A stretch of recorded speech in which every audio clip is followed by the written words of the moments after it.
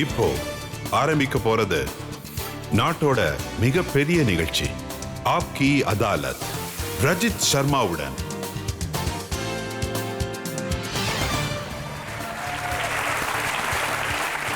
வணக்கம். ஆப்கி அதாலத்துக்கு உங்களை வரவேற்கிறேன்.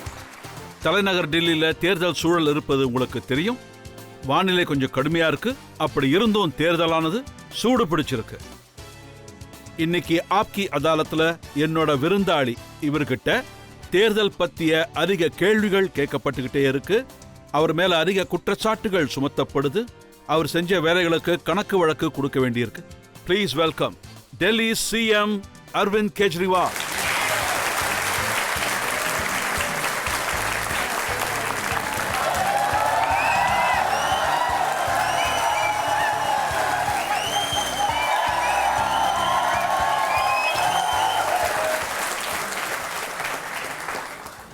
குற்றச்சாட்டு மற்றும் கேள்விகளை நான் கேட்க ஆரம்பிக்கிறதுக்கு முன்னாடி ஆப்கி அதாலத்துக்கு நான் வரவேற்க போறேன் இன்றைய ஜட்ஜ், பிரபல பத்திரிகையாளர், ரைட்டர், கமெண்டேட்டர் பங்கஜ் போரா.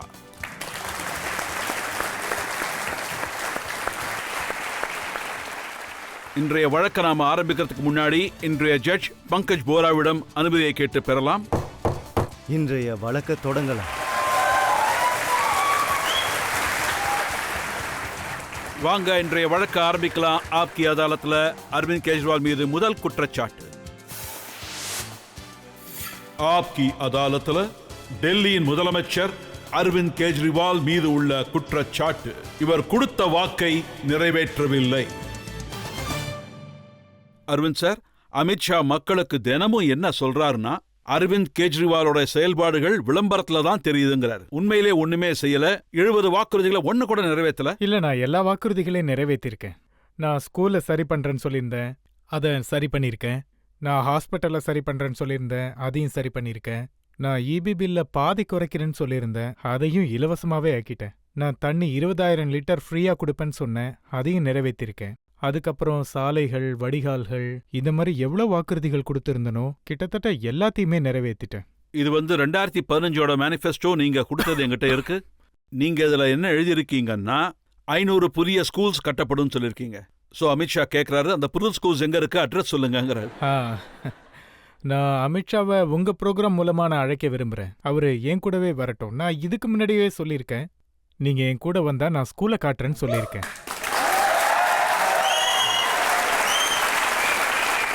இப்போ 2 விஷயங்கள் நடந்திருக்கு. முதலாவதா, புதிய ஸ்கூல்கள் நிறைய கட்டப்பட்டிருக்கு. ஆனா அதோட நிலப்பிரச்சனைகள் இருந்தது. அதனால எக்ஸிஸ்டிங் ஸ்கூல்ஸ்ல நிறைய காலி நிலங்கள் இருந்தது. அதுல நாங்க நிறைய புது புது பில்டிங்ஸ் கட்டியிருக்கோம். ஸோ தற்போதைய டெல்லியில இப்போதைக்கு 1024 ஸ்கூல்ஸ் இருக்கு. இந்த 1024 ஸ்கூல்ஸ்ல மொத்தமா சேர்த்தா 17,000 ரூம்ஸ் இருக்கு. நான் டெல்லியில இருக்கிற ஸ்கூல்ஸ்ல 22,000 புது ரூம்ஸ் ஆட் பண்ணியிருக்கேன். 70 ஆண்டுகள்ல 17,000 ரூம்ஸ் கட்டப்பட்டிருந்தது 1000 ஸ்கூல்ல. நாங்க 22,000 ரூம்ஸ் எக்ஸ்ட்ரா ஆட் பண்ணிருக்கோம். கிட்டத்தட்ட 1000 ஸ்கூலோட கெப்பாசிட்டிய நான் கிரியேட் பண்ணிருக்கேன்.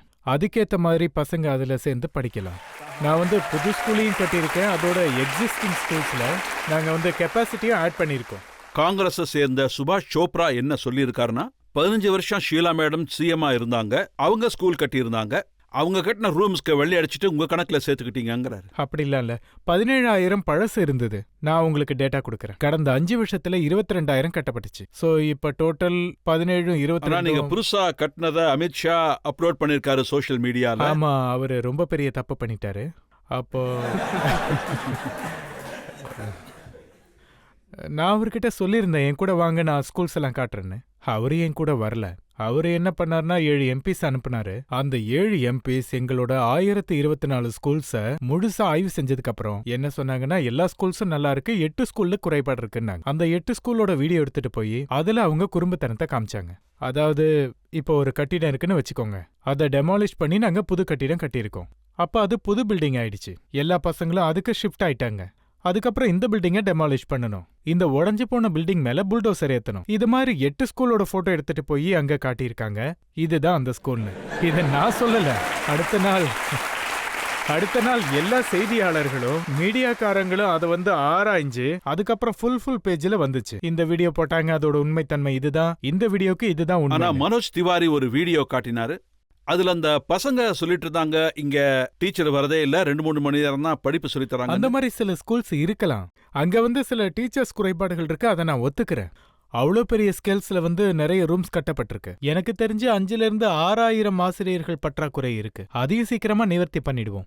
இன்னொரு குற்றச்சாட்டு என்னன்னா, நீங்க டெல்லியில 5,000 புது பஸ்கள் வரும்னு சொல்லிருக்கீங்க. அவங்க பஸ்ல ஆமா பஸ்ல புது பாத்தீங்கன்னா பஸ் வரது இருக்கட்டும், 1100 பஸ்கள் குறைஞ்சிடுச்சு. இல்ல அப்படி இல்ல 5,000 பஸ் வரும்னு சொல்லியிருந்தேன். பேருந்துகள்ல கொஞ்சம் ப்ராப்ளம் ஆயிடுச்சு. 3 வருஷத்துக்கு முன்னாடி நாங்க பஸ்ஸஸ ப்ரொக்யூர் பண்ண போகும்போது யாரோ ஒருத்தர் டெல்லி ஹைகோர்ட்டுக்கு போய் எங்க ஒர்க் ஆர்டர் மேல ஸ்டே வாங்கிட்டாரு. அதுக்கப்புறம் அந்த ஸ்டேவை சுப்ரீம் கோர்ட்ல இருந்து வெக்கேட் பண்றதுக்கு 2.5 வருஷம் ஆயிடுச்சு. இப்போ பஸ்ஸஸ் வர ஆரம்பிச்சிருச்சு.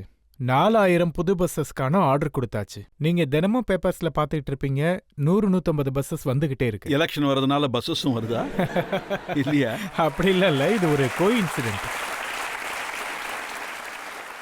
அடுத்த 3-4 மாசத்துக்குள்ளார 4,000 பஸ்ஸஸ் வந்துடும். உங்களோட இன்னொரு வாக்குறுதி, அத பத்தி ஜே.பி. நட்டா, பிஜேபியோட புதிய தலைவர், அவரு சொல்லிருக்காரு, டெல்லியில 20,000 பெட் ஹாஸ்பிட்டலுக்கு கொடுக்கறோன்னு நீங்க வாக்குறுதி கொடுத்திருக்கீங்க.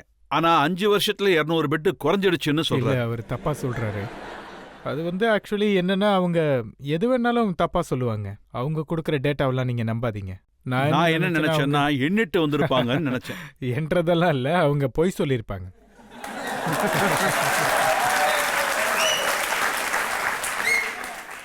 அவங்க சொல்றது, பொய் சொல்றதுல முன்னணியில் இருக்கிறது கேஜ்ரிவால் அப்படிங்கிறாங்க. சரி, நான் உங்களை இன்வைட் பண்றேன். நீங்க உங்க சேனல் மூலமா அமித்ஷாவுக்கும் தெரியப்படுத்துங்க. நீங்க, நான், அமித்ஷா 3 பேரும் ஸ்கூலுக்கு போகலாம். அந்த ஸ்கூல்ஸ்ல எந்த அளவுக்கு கல்வி புரட்சி உருவாகி இருக்குன்னா அதை மொத்த உலகமும் பார்த்துக்கிட்டு தான் இருக்கு. இன்னைக்கு டெல்லி ஸ்கூல்ஸ்ல ஏற்பட்டிருக்கிற மாற்றங்கள் வந்து இது நாட்டுக்காகட்டும் உலகத்துக்காகட்டும் ஒரு கேஸ் ஸ்டடியா இருக்கும். டெல்லியில ஹெல்த் செக்டர்ல ரீஃபார்ம் வந்திருக்கு. நிறைய மொஹல்லா கிளினிக் வந்திருக்கு. அந்த மொஹல்லா கிளினிக்கை பார்க்கறதுக்காக காஃபியை நான் வந்திருந்தாரு இந்தியாவுக்கு. நார்வேயை சேர்ந்த ஃபார்மர் பிரைம் மினிஸ்டர் கூட அதை பார்க்கறதுக்காக வந்தாரு. யூஎன் வந்து என்ன சொல்லிருக்காங்கன்னா, இந்த மொஹல்லா கிளினிக்கோட மாடல் ரொம்பவே அற்புதமா இருக்குன்னு சொன்னாங்க. உலகம் முழுக்கவே பாராட்டிக்கிட்டு இருக்காங்க. சுமார் 2 கோடி மக்களுக்கு ட்ரீட்மெண்ட் கொடுக்கப்பட்டுக்கிட்டு இருக்கு. அதாவது 2 கோடி பேஷண்ட்ஸ் ட்ரீட்மெண்ட் எடுத்திருக்காங்க இங்க. 5 கோடி பேஷண்ட்ஸ். ஸோ நல்ல விஷயங்கள் நடக்குது. அத பத்தின வீடியோவும் நட்டா சார் அப்லோட் பண்ணாரு. அதுவும் தப்பு தான். அவரு கூட அவர் வந்து மொஹல்லா கிளினிக் அன்ஹைஜீனிக்கா இருக்கு, அது பக்கத்துல போய் யூரினேட் பண்றாங்க, நாத்தடிக்குதுங்கிறாரு. அவரு என்ன பண்ணார்னா, அதாவது 1.5-2 வருஷத்துக்கு முன்னாடி மொஹல்லா கிளினிக் கட்டப்பட்டு ரெடியா இருந்தது. ஆனா டாக்டர்ஸ் அதுல போடல. அவங்கள அப்பாயிண்ட் பண்றதுக்கு ஒரு 6-7 மாசம் ஆயிடுச்சு. அது வரைக்கும் அது காலியா இருந்தது. அந்த டைம்ல பாத்தீங்கன்னா டாக்டர்ஸ் அப்பாயிண்ட் பண்ணதுக்கு அப்புறம், டாக்டர்ஸ் எல்லாம் வர ஆரம்பிச்சதுக்கு அப்புறம் ரீஃபர்பிஷ் பண்ணியாச்சு. இப்ப நல்லா போயிட்டு இருக்கு. ஆனா நட்டா சார் ஏற்கனவே ஹெல்த் மினிஸ்டரா இருந்திருக்காரு. அப்படி இருந்தும் இந்த மாதிரி பேசுறாரு. அவர் ட்ரீட் பண்ணி என்ன எழுதியிருக்காருன்னா, டெல்லியில இருக்கிற ஹாஸ்பிட்டல்ஸ்ல சிடி ஸ்கேன் மெஷின்ஸ் இருக்கிறது இல்ல, எக்ஸ்ரே மெஷின்ஸ் இருக்கிறது இல்ல, ஆபரேஷன்ஸ் நடக்கிறது இல்ல, மருந்து மாத்திரை இருக்கிறது இல்ல, பேண்டேஜ் கூட போட முடியல. அப்புறம் எதுக்கு இந்த நீங்க ஹாஸ்பிட்டல்? என் கூட வாங்க, நான் உங்களுக்கு காட்டுறேன். டெல்லிக்குள்ள மத்திய அரசு ஹாஸ்பிட்டலும் இருக்கு, டெல்லி அரசாங்கத்தோட ஹாஸ்பிட்டலும் இருக்கு. ரெண்டுக்கும் வித்தியாசம் இருக்கு. நீங்க எப்படி கண்டுபிடிப்பீங்க இது சென்ட்ரல், இது ஸ்டேட் கவர்மெண்ட் ஹாஸ்பிட்டல்னு?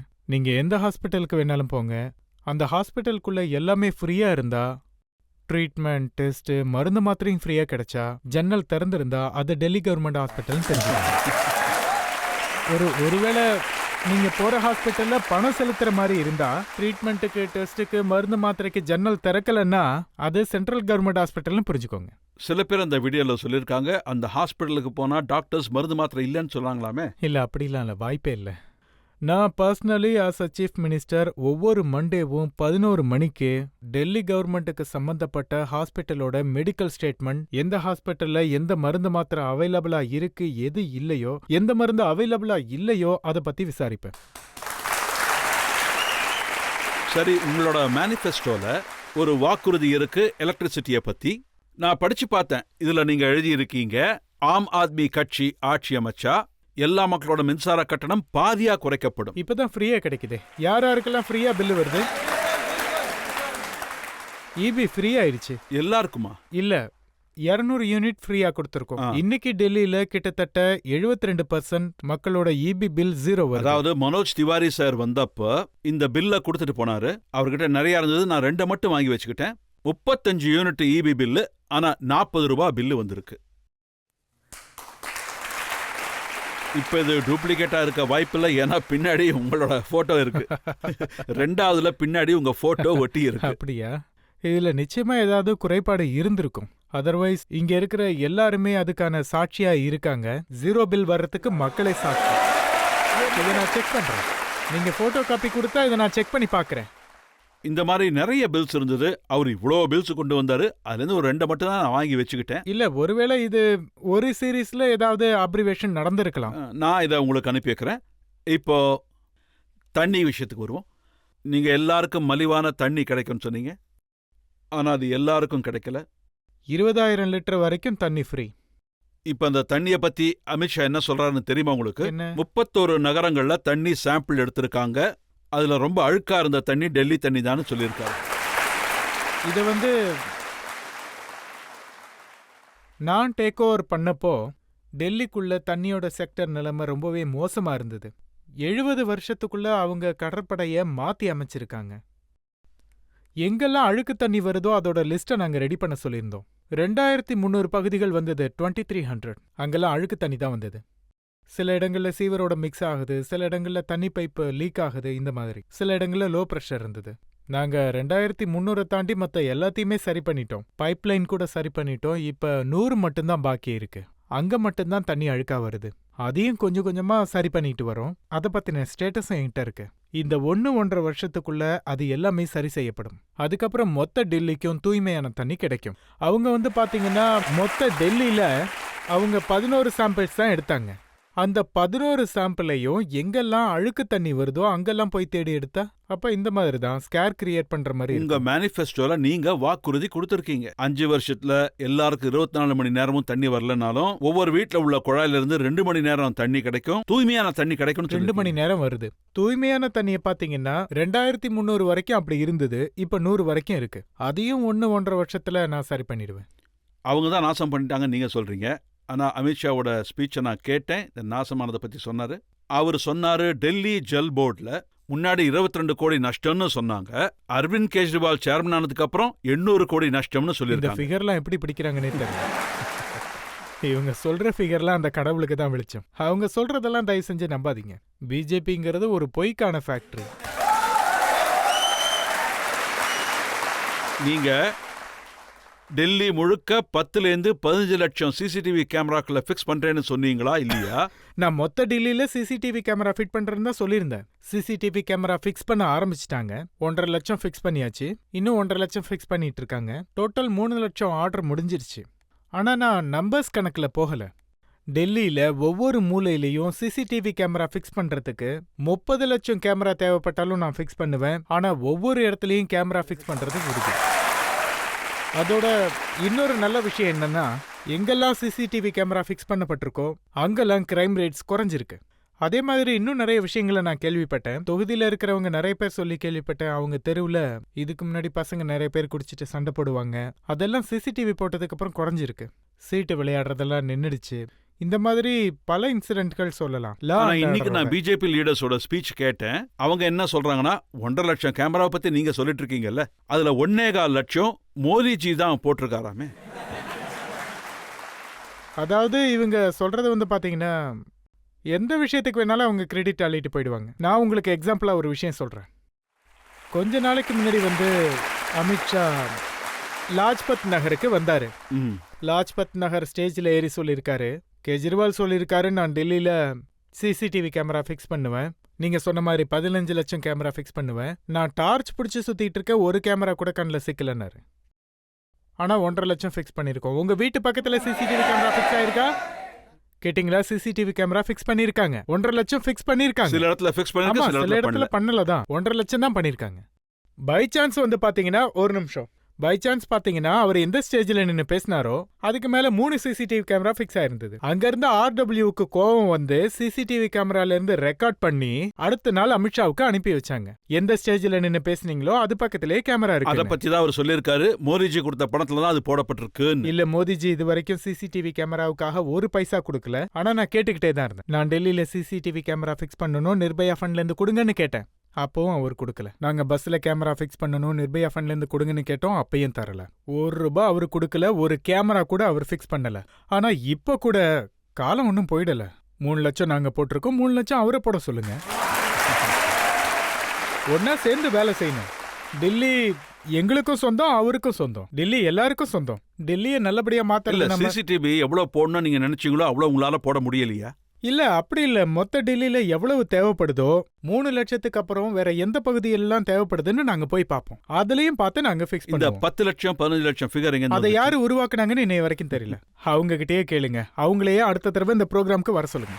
அவங்க இன்னொரு விஷயமும் கேட்டுட்டு இருந்தாங்க. வைஃபை வாக்குறுதி கொடுத்திருக்கீங்க. நானும் போன எலெக்ஷன் டைம்ல இந்த வாக்குறுதியை பார்த்தேன். மொத்த டெல்லியிலயும் வைஃபை ஃப்ரீயா கிடைக்கும். அந்த வேலையை ஆரம்பிச்சாச்சு. ரொம்ப லேட்டா ஆரம்பிச்சு. ஆமா, கொஞ்சம் லேட் ஆயிடுச்சு. இவ்வளவு வேலைகளையும் ஒவ்வொன்றா முடிக்கிறதுக்கு எப்படி 5 வருஷம் ஆகும்ல. அதுக்கான வேலைகள் ஆரம்பிச்சாச்சு. அண்ட் அது சீக்கிரமாவே முடிக்கப்படும். நிறைய ஏரியாஸ்ல வைஃபை போட்டாச்சு. ஒரு விஷயம் எலெக்ஷன் இஷ்யூ ஆகல. ஆனா டெல்லி மக்கள் அது ரொம்பவே ஹர்ட் பண்ணிடுச்சு. டெல்லியோட பொல்யூஷன், டெல்லி காத்து. டெல்லி காத்துல விஷம் இருக்கு. ஆனா மக்களோட சங்கடம் என்னன்னா 5 வருஷமா நீங்க தான் ஆட்சியில் இருக்கீங்க, ஆனா அதை பத்தி கண்டுக்கவே இல்லை. செஞ்சிருக்கேன். நான் உங்களுக்கு சில டேட்டாஸ் கொடுக்குறேன். நாங்கள் ஆட்சிக்கு வந்தப்போ அப்போதுலேருந்தே 2015 2019 வரைக்கும் டெல்லியில் பொல்யூஷன் 25% குறைஞ்சிருக்கு. நாங்கள் அதில் சாட்டிஸ்ஃபை ஆகலை. இதில் நல்ல விஷயம் என்னன்னா பொல்யூஷன் இதில் அதிகரிக்கலை. அதிகரிக்கிறதுக்கு பதிலாக கொஞ்சம் குறைஞ்சிருக்கு. ஏன் குறைஞ்சிருக்கு? அதுக்கு ஒரு 3 நாள் காரணம் இருக்கு. முதல் காரணம், முன்னாடி டெல்லியில் நிறைய கரண்ட் போயிட்டு இருந்தது. அதிக அளவு பவர் கட் இருக்கும். அதாவது ஹோண்டா ஜென்ரேட்டர் ரெட் கலர்ல நீங்க நிறைய இருக்கு. கிட்டத்தட்ட 6 லட்சம் ஜென்ரேட்டர்ஸ் இருக்கும். அது எல்லாமே நீக்கப்பட்டிருக்கு. ஏன்னா டெல்லியில இப்ப 24 ஹவர்ஸ் கரண்ட் இருக்கு. அதுல இருந்து கொஞ்சம் பொல்யூஷன் குறைஞ்சிருக்கு. ரெண்டாவது, சென்ட்ரல் கவர்மெண்ட்ல நான் உங்களுக்கு கிரெடிட் கொடுக்குறேன். தேவைப்படுற இடத்துல கண்டிப்பா கொடுப்பேன். Central government east west peripheral way பண்ணிருக்காங்க. டெல்லியோட 4 பக்கமும் ரிங் ரோட் பண்ணிருக்காங்க. இதுக்கு முன்னாடி ஒரு ஸ்டேட்ல இருந்து இன்னொரு ஸ்டேட்டுக்கு, யூபில இருந்து ஹரியானா, ஹரியானால இருந்து யூபிக்கு இன்னொரு ட்ரக் போகும். கிட்டத்தட்ட 40,000 இருந்து 50,000 ட்ரக் தினசரி போயிட்டு வந்துட்டு இருக்கும். அது வெளியில இருந்து போக ஆரம்பிச்சிருச்சு. பொல்யூஷன் குறைஞ்சிருச்சு. டெல்லிக்குள்ள நாங்க நிறைய மரங்கள் நட்டிருக்கோம். சுமார் 1100 ஏக்கர்ல கூடுதலா மரங்கள் நாங்க நட்டிருக்கோம். அதுல இருந்து கொஞ்சம் எஃபெக்டிவா இருக்கு. இந்த மாதிரி நிறைய ஸ்டெப்ஸ் எடுத்திருக்கோம். ஆனாலும் இன்னும் நிறைய ஸ்டெப்ஸ் எடுக்க வேண்டியது இருக்கு. அடுத்த 5 வருஷத்துல இன்னும் பொல்யூஷனை குறைக்கணும். அதாவது விளையாட்டா மக்கள் சொல்ற விஷயம், கேஜ்ரிவால் வந்த புதுசுல அவர் மட்டுமே இருமிக்கிட்டு இருந்தாரு. இப்ப மொத்த டெல்லியுமே இருமிக்கிட்டு இருக்கு. இல்ல, அப்படிதாங்க. கொஞ்சம் இருமல், ஒரு 25% இருமலை குறைச்சிருக்கு. 25% எல்லாருடைய இருமலையும் குறைச்சிருக்கு. மக்கள் யாராவது கேள்வி கேட்க விரும்புறீங்களா? நான் என்ன கேட்க விரும்புறேன்னா, உங்க ஆட்சி வந்ததுல இருந்து டெல்லியில எலக்ட்ரிசிட்டி ஃப்ரீயா கிடைக்குது, வாட்டர் அதாவது தண்ணியும் ஃப்ரீயா கிடைக்குது, அப்புறம் பஸ்ல டிரான்ஸ்போர்ட்டேஷன் நீங்க ரொம்ப நார்மல் ஆக்கிருக்கீங்க, சில இடங்கள்ல ஃப்ரீயா இருக்கு. இப்படி இருந்தா மற்ற ஸ்டேட்ஸ்ல இருக்கிற மக்கள் அவங்க டெல்லிக்கு வந்துடுவாங்க. அப்புறம் குடிசைகள் போட்டுருவாங்க, இங்கேயே குடும்பத்தோட தங்கிடுவாங்க. ஏற்கனவே நிறைய பாப்புலேஷன் இருக்கு. ஒருவேளை நிறைய பேர் வந்தா அவங்கள எப்படி கண்ட்ரோல் பண்ணுவீங்க? அப்ப நிறைய பேர் வந்துருவாங்கங்கிறதுக்காக டெல்லியை நல்லபடியா மாத்தக்கூடாதுன்னு சொல்றீங்களா?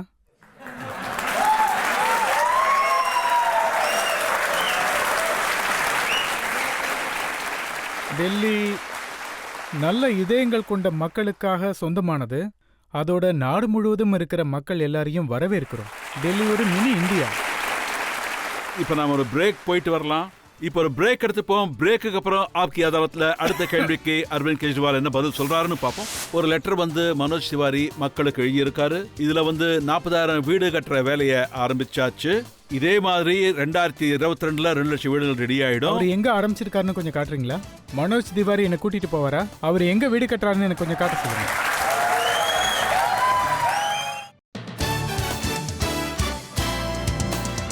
Welcome back. ஆப்கி அதாலத்ல இன்னைக்கு நம்மோட விருந்தாளி டெல்லி சிஎம் அரவிந்த் கெஜ்ரிவால். ஆப்கி அதாலத்ல அடுத்த குற்றச்சாட்டு. ஆப்கி அதாலத்ல டெல்லியின் முதலமைச்சர் அரவிந்த் கெஜ்ரிவால் மீது உள்ள அடுத்த குற்றச்சாட்டு, தன்னோட போராட்டத்தின் காரணமாக அவர் மக்களுக்கு தீங்கை விளைவித்தார். கெஜ்ரிவால் சார், பிஜேபி ஆளுங்க எல்லாருமே சொல்றாங்க 4.5 வருஷம் வரைக்கும் நீங்க சென்ட்ரல் கவர்மெண்டோட மோதிக்கிட்டே இருந்தீங்க. அந்த மோதல்னால டெல்லி மக்கள் பாதிக்கப்பட்டு இருக்காங்க. இப்ப அவங்க என்ன சொல்றாங்கன்னா, கஷ்டப்பட்டு தயவு செஞ்சு 5 வருஷம் முடிஞ்சிடுச்சு போயிடுங்களேங்கிறாங்க.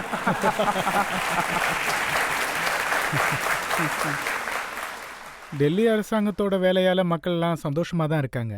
என்ன கேட்டிங்கன்னா, கல்வித்துறையில நல்ல புரட்சிகரமான வேலைகள் தான் நடந்திருக்கு. ஸ்கூல் ஆகட்டும், ஹாஸ்பிட்டல் ஆகட்டும், இபி, தண்ணி ஆகட்டும், குறைஞ்சது 4 துறையிலையாவது புரட்சி நடந்திருக்கு. இந்த 70 ஆண்டு கால இந்திய வரலாற்றுல எந்த ஒரு மாநில அரசாங்கத்திலையும் இப்படி ஒரு புரட்சிகரமான வேலை நடந்ததில்லை. மக்கள் எல்லாம் சந்தோஷமா இருக்காங்க. நான் உங்களுக்கு ஒரு உதாரணம் தரேன். மனோஜ் திவாரி சொல்லியிருக்காரு, ஏழைகளுக்கு வீடு கொடுக்குற திட்டம் வந்து பிரதான் மந்திரி ஆவாஸ் யோஜனா திட்டம். நீங்க அதை செயல்படுத்த அனுமதிக்கல. அதன் காரணமா ஒரு வருஷம் 3623 மக்கள் இறந்தே போயிட்டாங்க வீடு இல்ல, இல்ல. இது தவறு. வீடு இல்லாதவங்களுக்கு வீடு கொடுக்கற மாதிரி பிரதான் மந்திரியோட எந்த ஒரு திட்டமும் கிடையாது. இல்ல, அவங்க பொய் சொல்றாங்க. அவங்களோட திட்டத்துக்கும் எங்களோட திட்டத்துக்கும் ஒரு பேசிக் டிஃபரன்ஸ் இருக்கு. எங்களோட டெல்லி அரசாங்கத்தோட ஒரு திட்டம் இருக்கு. அதாவது குடிசைவாசிகளுக்கு வீடு கொடுக்கறது, அதாவது குடிசையில வாழ்றவங்களுக்கு வீடு கொடுக்கறது. அவங்களுக்கு வீடு கொடுக்கற ஒரு திட்டமும் இருக்கு. எங்க திட்டத்தின்படி பாத்தீங்கன்னா, இனிஷியல் அமௌண்ட் பே பண்ற மாதிரி இருக்கும். அது ரொம்ப குறைவு. அவங்க கேட்கிற பணம் வந்து ரொம்பவே அதிகம். நான் வந்து என்ன சொன்னேன்னா, நீங்க அந்த பணத்தை கொஞ்சம் குறைச்சிங்கன்னா நான் உங்க திட்டத்தையும் செயல்படுத்துறேன்னு சொன்னா அவங்க அதுக்கு ஒத்துக்கல. அதனால நான் என்னோட திட்டத்தை இது செயல்படுத்த. உங்களோட திட்டம் இல்ல. ஆனா இந்த திட்டத்தோட ஃபுல் டீடைல்ஸ் அவங்க கொடுத்திருக்காங்க. ஒரு ஃபார்மும் இருக்கு. குடிசை இல்லாதவங்களுக்கு இருக்கும் கொடுக்கறது. இடத்தில் வீடு. குடிசை இருக்கிற இடத்துல வீடு தானே, ஆ. வீடு இல்லாதவங்களுக்கு இல்ல. ரெண்டு வேற வேற. ஹோம்லெஸ்ஸுக்கு இல்ல. ஹோம்லெஸ்க்கு வந்து நைட் ஷெல்டர் இருக்கு. நைட் ஷெல்டர்ஸ் நாங்க நிறைய பண்ணியிருக்கோம். எங்க அரசாங்கம் வர்றதுக்கு முன்னாடி 70-80 நைட் ஷெல்டர்ஸ் இருந்தது. இப்போ 300-400 நைட் ஷெல்டர்ஸ் இருக்கு. ஸோ இன்னைக்கு உங்களுக்கு ஞாபகம் இருக்கும்னு நினைக்கிறேன் சார், எங்களோட முந்தைய ஒவ்வொரு வருஷ குளிர்காலமும் கோர்ட் டெல்லி அரசாங்கத்தை எந்த அளவுக்கு கண்டிச்சிருக்கு. ரோட்ல படுக்கிறதுனால எத்தனை பேர் இறந்து போயிருக்காங்க. கடந்த 3-4 வருஷத்துல அந்த மாதிரி எதுவுமே நடந்திருக்காது.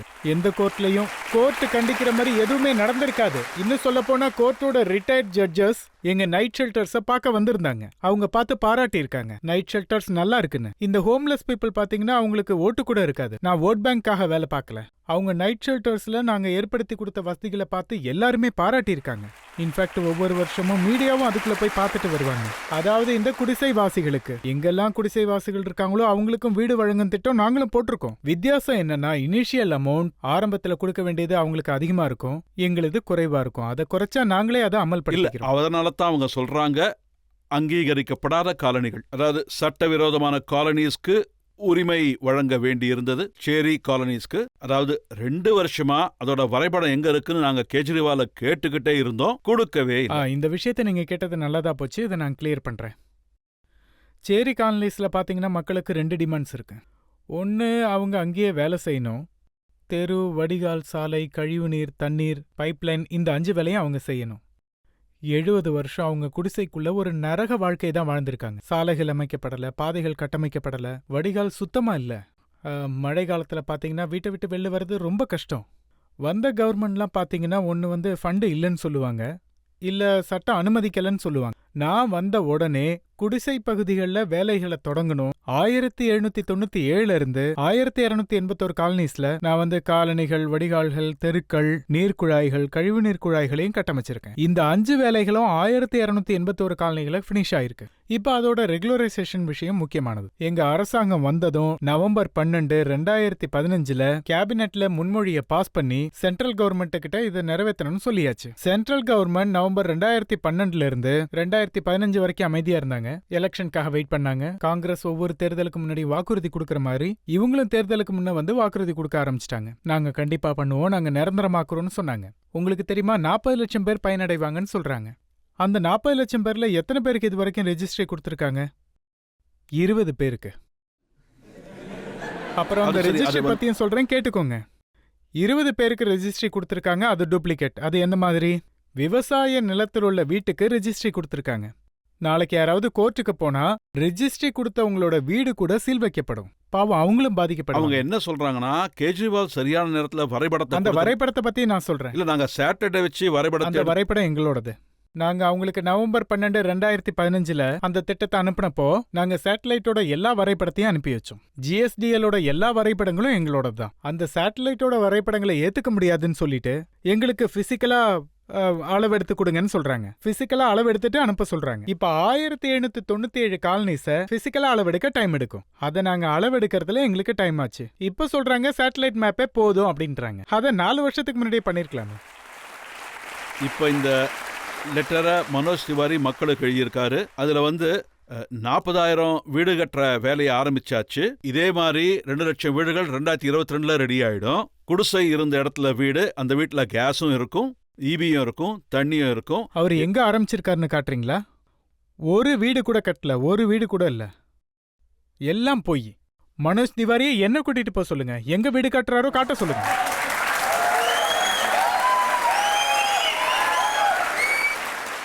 மத்திய அரசோட ஒரு திட்டம் இருக்கு, ஆயுஷ்மான் பாரத். சொல்லுங்க. நீங்க டெல்லியில் இருக்கிற 1.5 கோடி மக்களுக்கு ஆயுஷ்மான் பாரத் திட்டத்தை பயன்படுத்திக்க அனுமதிக்கலன்னு ஒரு குற்றச்சாட்டு இருக்கு. இன்னைக்கு உங்க சேனல்ல ஒரு முடிவு எடுத்துடலாம். ஆயுஷ்மான் பாரத் திட்டத்தை பயன்படுத்தலாமா வேண்டாமான்னு.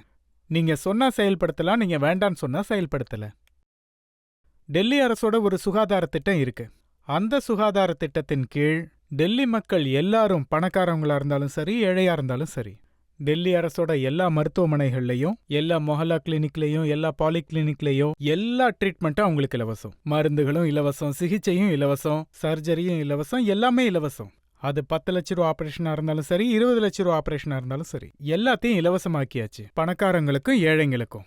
இதுதான் டெல்லி அரசாங்கத்தோட திட்டம். இப்போ மத்திய அரசு ஒரு திட்டத்தை கொண்டு வந்திருக்கு. அதாவது நாங்க இன்சூரன்ஸ் கொடுக்கறோம்னு.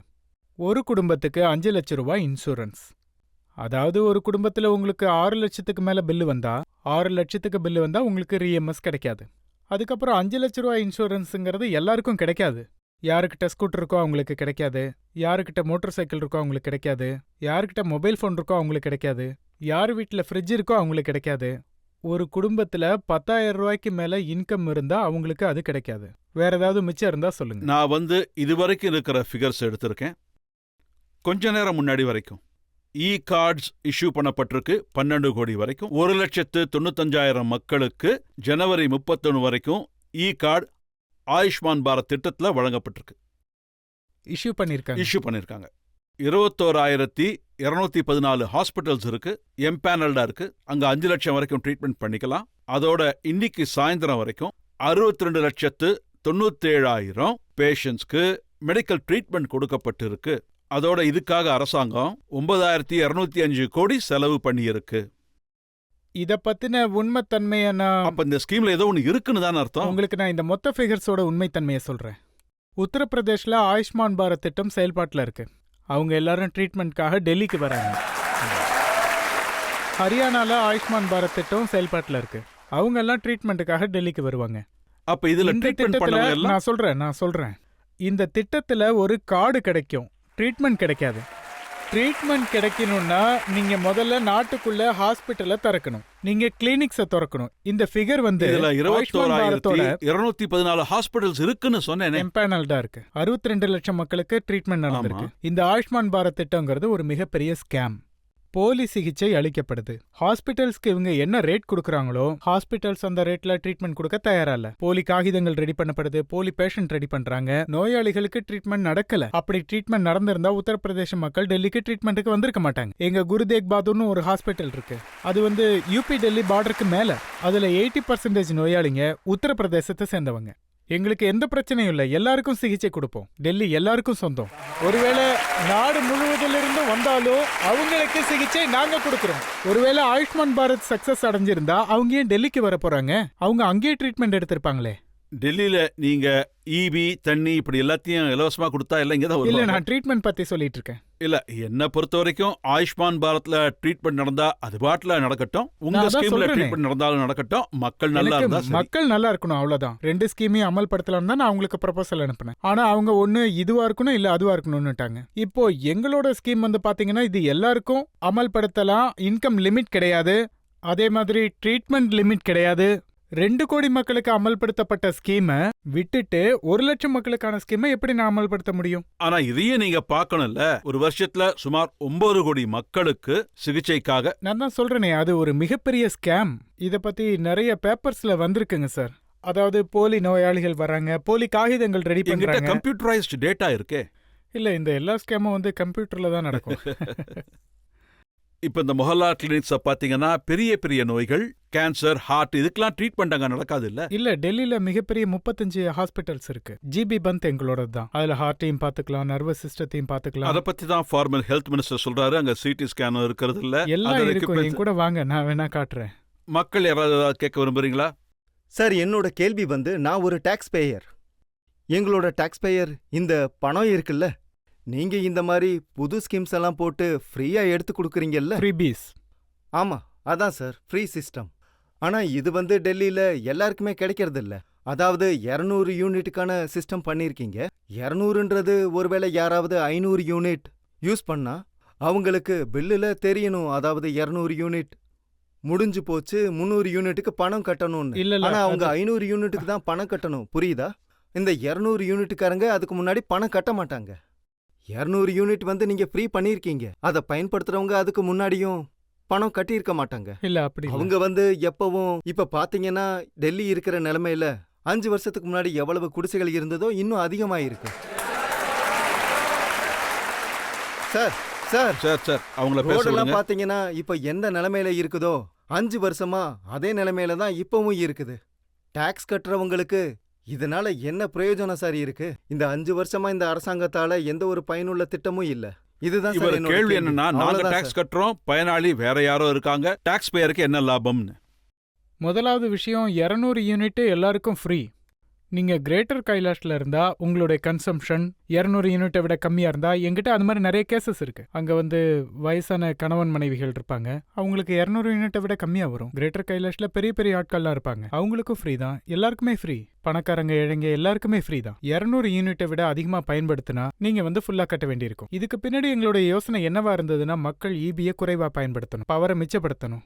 உங்களுக்கு 250 வந்தா கொஞ்சம் முயற்சி பண்ணி 200க்கு கொண்டு வரலாம். அதுல பவர் சேவிங் ஆகும். முதல் விஷயம். ஆனா ஓவரால் கொஸ்டின் வந்து ஃப்ரீபீஸ் தானே. எதுக்கு ஃப்ரீயா கொடுக்குறீங்க, எதுக்கு ஃப்ரீயா கொடுக்குறீங்க? இவங்க அடிப்படை கேள்வி என்னன்னா, இன்கம் டாக்ஸ் இவங்க கட்டுறாங்க, ஆனா டாக்ஸ் கட்டாதவங்களுக்கு தான் எல்லாம் ஃப்ரீயா கிடைக்குது. இல்ல, ஒருத்தர் எந்த டாக்ஸும் கட்டுறது இல்லைங்கிறது தவறான கருத்து. இந்த நாட்டுல எவ்வளவு ஏழையா இருந்தாலும் டாக்ஸ் கட்டுறாங்க. ஜிஎஸ்டி எல்லாரும் கட்டுறாங்க. ஒருத்தரோ ஒரு ஏழை சந்தையில தீப்பெட்டி வாங்கினா, பென்சில் வாங்கினா, பென் வாங்கினா, இல்ல ரொட்டி வாங்கினாலும், இல்ல காய்கறி வாங்கினாலும் கூட ஜிஎஸ்டி கட்டுறாங்க. ஜிஎஸ்டி எல்லா பொருட்களையும் இருக்கு. டாக்ஸ் எல்லாருமே அது வந்து கட்டுறாங்க. Income tax. அதாவது இன்கம் டாக்ஸ் வந்து நீங்க தான் எக்ஸ்பர்ட் ஆச்சு இன்கம் டாக்ஸ்ல. 1% ஆள் தான் கொடுக்குறாங்க. முதல் விஷயம், ஜிஎஸ்டி அதிகமா இருக்கு, இன்கம் டாக்ஸ். ஆனா அதிக கொஸ்டின் வந்து ஃப்ரீபியை பத்தி தான் கேக்குறாங்க. நாங்க வந்து என்ன பண்ணோம்னா, இது எல்லா விஷயத்தையும் ஃப்ரீயா கொடுக்கறதுக்கு பணம் எங்ககிட்ட இருந்து எங்கிருந்து வரும்? நாங்க ஒண்ணு தான் பண்ணோம், ஊழலை அடியோட ஒழிச்சிட்டோம். ஊழலை ஒழிச்சதும் பணம் நிறைய சேர தொடங்குச்சு. அந்த பணத்தை அதிக அளவுல சேமிக்க முடிஞ்சுது. இங்க பாருங்க, நான் வந்து ஃப்ரீயான விஷயங்களை கொடுத்துட்டு உங்களுக்கு டாக்ஸ் அதிகமாக்கிட்டா, அப்ப கெஜ்ரிவால் ஏமாத்திட்டான், ஒருத்தட்ட வாங்கி இன்னொருத்தட்ட கொடுக்குறான்னு சொல்லுவாங்க, ஊழல் பண்றதா சொல்லுவாங்க. நான் வந்து 12% பேட் இருந்தது, அதை 5% ஆக்கிட்டேன் எல்லா பொருட்களுக்கும், அதுவும் முதல் வருஷத்திலேயே. உங்களோட டாக்ஸையும் குறைச்சிருக்கேன். நாங்க வந்து அதை பட்ஜெட் பற்றாக்குறையா காட்டல. 1 மாசத்துக்கு முன்னாடி டெல்லி அரசாங்கத்தோட சிஏஜி ரிப்போர்ட் வந்திருக்கு. மொத்த நாட்டிலையும் பாத்தீங்கன்னா டெல்லி அரசாங்கத்துல மட்டும்தான் ஃபுல் ப்ராஃபிட்ல போயிட்டு இருக்கு. மத்த எல்லா மாநில அரசுகளும் நஷ்டத்துல தான் இயங்கிட்டு இருக்கு. மத்திய அரசு நஷ்டத்துல தான் இயங்குது. சிஏஜி இதுவும் எழுதியிருக்காங்க, டெல்லி அரசாங்கம் கடந்த 5 வருஷத்துல லாபத்துல இயங்கிட்டு இருக்குன்னு. அதுக்கு முன்னாடி நஷ்டத்துல இருந்தது. நான் வந்து அரசாங்கத்தையும் லாபத்துல வச்சிருக்கேன். நான் எங்க இருந்து லோனும் வாங்கல. நான் ஊழலை ஒழிச்சு சேமிச்ச பணத்தை வச்சு, அந்த பணத்துல வீண் செலவுகளை தடுத்துட்டு, அந்த பணத்தை வச்சு மக்களுக்கு வசதிகளை பண்ணி கொடுக்கறேன். இப்ப பாத்தீங்கன்னா குஜராத் சீஃப் மினிஸ்டர் தனக்குன்னு ஒரு பிரைவேட் விமானம் வாங்கியிருக்காரு. 190 கோடிக்கு வாங்கியிருக்காரு. நான் எனக்காக எந்த ஒரு பிரைவேட் விமானமும் வாங்கல. அந்த 190 கோடியை வச்சு இவங்களுக்கு ஃப்ரீயா தண்ணி கொடுத்துருக்கேன், ஃப்ரீயா ஈபி கொடுத்துருக்கேன். இல்ல நீங்க ஒருவேளை பிரைவேட் விமானம் வாங்கி இருந்தா அதுல பவானாவா போயிருப்பீங்க. உங்க டெரஸ் மேல பிளேனுக்கான நெசசிட்டியே இல்ல. உங்க மேலதான் ஹெலிகாப்டர் லேண்ட் பண்ண. எவ்வளவு டிராபிக்கை கடந்து வந்திருக்கேன் தெரியுமா? நேரடியா என் வீட்ல இருந்து ஹெலிகாப்டர் மேல பறந்துருக்கும், உங்க பில்டிங் மேல இறங்கி இருப்பேன். வீட்லயும் ஹெலிகாப்டருக்கு இடம் இல்ல, எங்க பில்டிங்லயும் இல்ல. ஆனா அவங்களோட அடிப்படை கேள்வி என்னன்னா, அதாவது இன்கம் டாக்ஸ் கட்டுறவங்களுக்கு அவங்களுக்கு நீங்க என்ன பண்ணியிருக்கீங்க? எல்லாருக்கும் பண்ணியிருக்கேன். அவங்க பகுதிகளில் சிசிடிவி கேமரா ஃபிக்ஸ் பண்ணியிருக்கேன். ஸ்ட்ரீட் லைட்ஸ் போடப்பட்டு இருக்கு. ஃபரிஸ்தே ஸ்கீம் இருக்கு. ஃபரிஸ்தே ஸ்கீம்னா என்னன்னு தெரியுமா? ஃபரிஸ்தே ஸ்கீம்ல ஒருவேளை டெல்லிக்குள்ள யாருக்காவது ஆக்சிடென்ட் நடந்தா, ஆக்சிடென்ட் யாருக்கு வேணாலும் நடக்கலாம், பணக்காரங்க ஏழைங்க, அந்த மாதிரி யாருக்கு ஆக்சிடென்ட் நடந்தாலும் நார்மலி மக்கள் அவங்கள ஹாஸ்பிட்டல் கூட்டிட்டு போறதுக்கு கொஞ்சம் தயங்குவாங்க. ஒருவேளை அவங்கள ஹாஸ்பிட்டல் கூட்டிட்டு போனா மொத்த பில்லையும் நம்ம தள்ள போட்டுருவாங்க. ஹாஸ்பிட்டல் போனதும் அட்வான்ஸ் கட்ட சொல்லுவாங்க. இப்ப நான் என்ன சொல்றேன்னா, நீங்க நியரஸ்ட் ஹாஸ்பிட்டல் போங்க, மொத்த செலவும் டெல்லி அரசாங்கம் ஏத்துக்கும். நாங்க 3000 பேரோட உயிரை காப்பாத்திருக்கோம். ஸோ டெல்லிக்குள்ள ஸ்கூலுக்குள்ள, பிரைவேட் ஸ்கூலுக்குள்ள நாங்க 5 வருஷமா ஃபீஸ் ஏத்த விடல. அதனால இவங்களும் பயனடைஞ்சிருக்காங்க, எல்லாருமே. இவ்வளோ நிறைய விஷயங்கள், நல்ல விஷயங்கள் பண்ணிருக்கீங்க. லோக்சபால 7 சீட்டுமே எழுதிட்டீங்களே, அது எப்படி 3rd பிளேஸ்ல வந்திருக்கீங்க? அதுக்கான காரணம் என்னன்னா, நம்ம நாட்டில் இப்பெல்லாம் லோக்சபாவையும் விதான் சபாவையும் தனித்தனியா பார்க்குறாங்க. இப்போ ஒடிசா எடுத்துக்கோங்க. ஒடிசால லோக்சபா விதான் சபா எலெக்ஷன் ஒரே நாள்ல நடந்தது. ஒரு ஓட்டர் பூத்துக்கு போனா அங்க 2 மிஷின் இருந்தது. அங்க அவன் ஒரு மிஷின்ல என்ன பண்ணணுமோ அதை விட்டு இன்னொரு மிஷின்ல பண்ணான். ஒடிசால டெல்லியில கார்பரேஷன் எலெக்ஷன்ல மொத்தமா போயிடுச்சு. கார்பரேஷன் எலெக்ஷன்ல வேற காரணங்கள் என்ன இருந்தது. இப்படி சொல்றீங்க? இதுல மக்கள் தான் முதலாளி. மக்கள் தோக்கடிச்சிட்டா ஒண்ணும் பண்ண முடியாது. அப்ப இந்த தடவை மக்கள் உங்களை ஜெயிக்க வைப்பாங்கன்ற நம்பிக்கை உங்களுக்கு இருக்கா? மக்கள் தான் முதலாளி.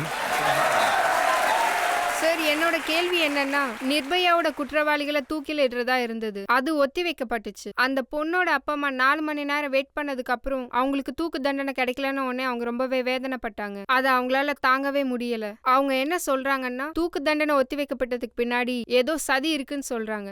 ஏன் அப்படி சொல்றாங்கன்னா, டெல்லி அரசாங்கத்துக்கு எந்த சம்பந்தமும் இல்ல, எந்த ரோலும் இல்ல. இதுல என்ன நடந்திருக்குன்னா, எக்ஸிஸ்டிங் லீகல் ப்ராசஸ் இருக்குல்ல, அவங்களோட வக்கீல் இந்த லீகல் ப்ராசஸை தப்பா பயன்படுத்தியிருக்காரு. முதலாவது சம்பந்தப்பட்டவங்க, அதாவது அந்த யங்ஸ்டர்ஸ், அதாவது கில்ட்டியா இருக்கவங்க, அவங்க மர்சி பெட்டிஷன் போட்டிருக்காங்க. அது ரிஜெக்ட் ஆயிடுச்சு. தூக்கு தண்டனை கிடைச்சது. திரும்ப இன்னொருத்தர் போட்டாரு. அப்புறம் அது ரிஜெக்ட் ஆச்சு. 3வது நபர் போட்டாங்க. 4 பேர் ஒரே நேரத்துல தாக்கல் பண்ணல. அவங்க அந்த ப்ராசஸை தப்பா பயன்படுத்துறாங்க. இப்போ மத்திய அரசும் யோசிக்கிறாங்க, கோர்ட்டும் யோசிக்கிறாங்க, நாங்களும் யோசிக்கிறோம். இதுக்கு சம்பந்தப்பட்ட முடிவை மாத்தணும்னு பேசிக்கிட்டு இருக்கோம்.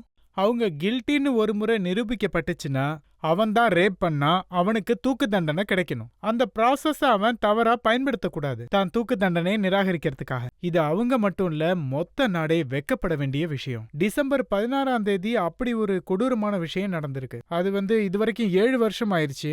அவங்களுக்கு தூக்கு தண்டனை கிடைக்கல. நானும் நினைக்கிறேன், மக்களும் நினைக்கிறாங்க அவங்களுக்கு தூக்கு தண்டனை கிடைக்கணும்னு. அவரோட அப்பா அவரு பேசும்போது என்ன சொல்லி இருக்காருன்னா, தூக்கு தண்டனை எப்ப கிடைக்குதுன்னு சொல்றது கஷ்டம். இதுக்கு முழுக்க முழுக்க காரணம் அரவிந்த் கெஜ்ரிவால். அவங்க தவறா சொல்றாங்க. அவங்க அப்படி சொல்லியிருக்க கூடாது. இதுல என்னோட ரோல் என்ன இருக்கு சொல்லுங்க? டெல்லி போலீஸ் எங்களோட ஆனா அவர் என்ன சொல்லியிருக்காருன்னா, 4 மணி நேரம் நாங்க கோர்ட்ல இருந்தோம். ராகுல் மெஹ்ரா, அதாவது டெல்லி அரசாங்கத்தோட வக்கீல் குற்றவாளிகள் பக்கம் தான் பேசினாருன்னு இல்ல. அவர் எந்த குற்றவாளிகள் பக்கமும் பேசல. அவர்கிட்ட சட்டத்தை பத்தி கேட்டப்ப அவர் கோர்ட்ல சட்டத்தை முன் வச்சிருக்காரு. ராகுல் மெஹ்ராவுக்கு இதுல எந்த ரோலும் இல்ல. இதுல என்னோட ரோலும் எதுவும் கிடையாது. போலீஸ் எங்க கீழே இல்ல, லா அண்ட் ஆர்டர் அதுவும் எங்க கையில இல்ல.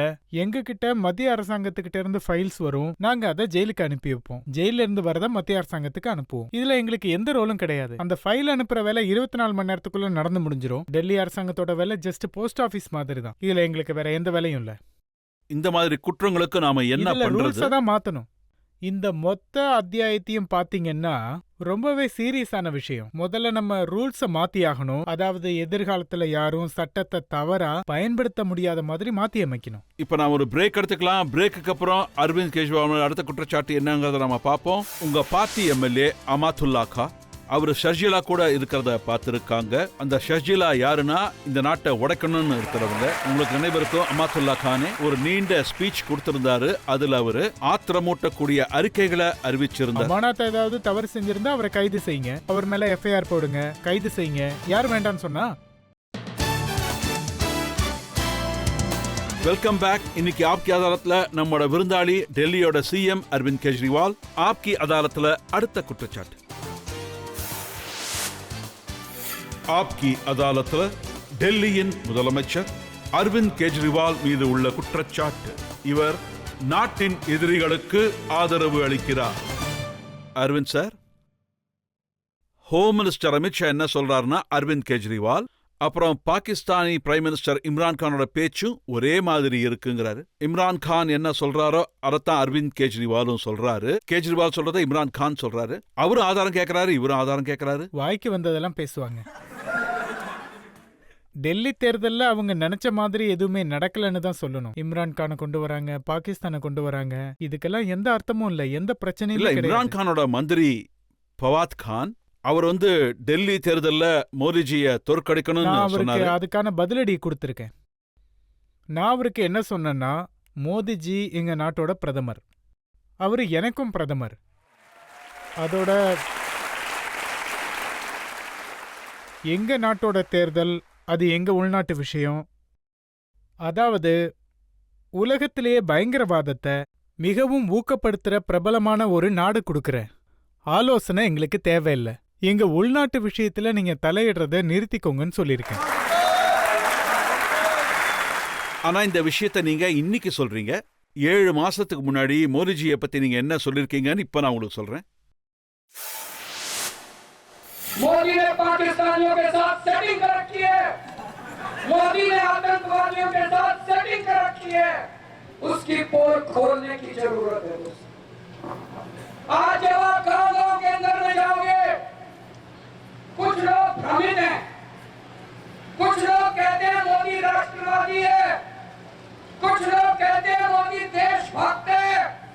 आज आपकी जिम्मेदारी है जाके कहना कि मोदी जैसे बड़ा देशद्रोही कोई नहीं है दोस्त। அப்பவும் பிரதமராக தான் இருந்தாரு. அப்ப நீங்க என்ன சொல்லிருக்கீங்க? பாகிஸ்தானோட ஒப்பந்தம் போட்டிருக்காரு நீங்க. இது எங்களோட உள் விவகாரம். அது இது நம்ம நாட்டோட பிரச்சனை. தேர்தல் நேரத்துல அவரு என்ன வேணாலும் சொல்லுவாரு, நான் அவரை என்ன வேணாலும் சொல்லுவேன். ஆனா தேர்தல்ல பாகிஸ்தான் எந்த விதத்திலையும் தலையிடக்கூடாது, அதுக்கு நான் அனுமதிக்கவே மாட்டேன். இன்னைக்கு திரு அமித்ஷா என்ன வேணாலும் என்ன சொல்லலாம், நான் அமித்ஷாவை என்ன வேணாலும் சொல்லலாம், மனோஜ் திவாரியை நான் என்ன வேணாலும் சொல்லலாம். பாகிஸ்தான் எங்களுக்கு நடுவுல பஞ்சாயத்து பண்ணக்கூடாது, நாங்க பாத்துக்கிறோம் அதை. ஆனா நீங்க பாகிஸ்தானோட ஒப்பந்தம் இருக்குன்னு சொல்லலாம். அதாவது இப்ப நீங்க போட்டு காட்டின அந்த கிளிப் அந்த கிளிப்போட முன்னாடியும் பின்னாடியும் பேசினது அது ஒரு பர்டிகுலர் கான்டெக்ட்ல பேசப்பட்டது. ஸோ நான் என்ன சொல்ல வரேன்னா, தேர்தல் நேரங்கள்ல இந்த மாதிரி குற்றச்சாட்டுகள் வரும் போகும், இதெல்லாம் சகஜம்தான். ஆனா அது கட்சிகளுக்கு நடுவுல தான் நடக்கும். பிஜேபி இருக்கு, காங்கிரஸ் இருக்கு, ஆம் ஆத்மி கட்சி இருக்கு. இந்த எல்லா கட்சிகளும் நாட்டோட ஒரு பகுதி. நாங்க ஒருத்தருக்கு ஒருத்தர் எதிரி கிடையாது, ஆனா எதிர்கட்சி. ஆனா பாகிஸ்தான் விஷயம் வரும்போது நாங்க 3 பேரும் ஒன்னு சேர்ந்துருவோம். நாங்க 3 பேரும் ஒன்னு சேர்ந்து பாகிஸ்தானோட போராடுவோம். ஆனா பாகிஸ்தான் எங்க நடுவுல இவங்க ஜெயிக்கணும் அவங்க ஜெயிக்கணும்னு நினைக்கிறதெல்லாம் நடக்கவே நடக்காது. பாகிஸ்தான் இதுலலாம் தலையிடவே கூடாது. நீங்க அமித்ஷா என்ன வேணும்னாலும் சொல்லலாம்னு சொல்லிருக்கீங்க. அவர் என்ன சொல்லியிருக்காருன்னு பாப்போம். அவர் சொல்லியிருக்காரு, 2 வருஷத்துக்கு முன்னாடி JNU இந்தியா துண்டு துண்டாக்கப்படும்னு கோஷங்கள் எழுப்பிச்சு. மோடிஜி அப்படி கோஷம் இட்டவங்களை சிறையில் அடைச்சாரு. கேஜ்ரிவால் அவங்களுக்கு ஆதரவு கொடுத்தாரு. இது மிகப்பெரிய அநீதி. நான் எப்ப போனேன்? JNUக்கு போலியா? இல்லையே, அவங்க கனவுல போயிருப்பேன்னு நினைக்கிறேன்.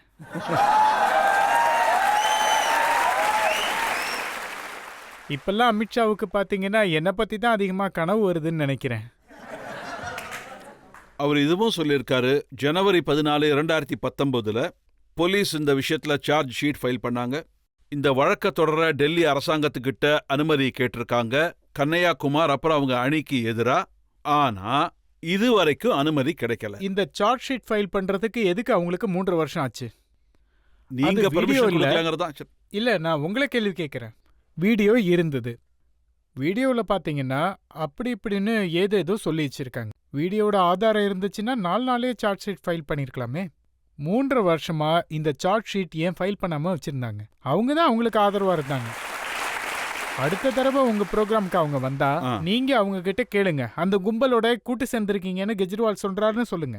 இந்த கேஸ் ஃபைல் பண்றதுக்கு 3 வருஷம் எடுத்துக்கிட்டாங்க. ஆனா இன்னைக்கு நீங்க வந்திருக்கீங்கல்ல, நான் உங்ககிட்டயே கேட்டுக்கிறேன். அவங்க 14 ஜனவரி 2019 சார்ஜ் ஷீட் ஃபைல் பண்ணிட்டாங்க. அதுக்கப்புறம் இதுவரைக்கும் நீங்க லீகல் ஒப்பீனியன் மட்டுமே எடுத்துக்கிட்டு இருக்கீங்க. இல்ல, 3 வருஷம் அவங்களுக்கு ஆச்சு, எனக்கும் கொஞ்சம் டைம் எடுக்கும்ல.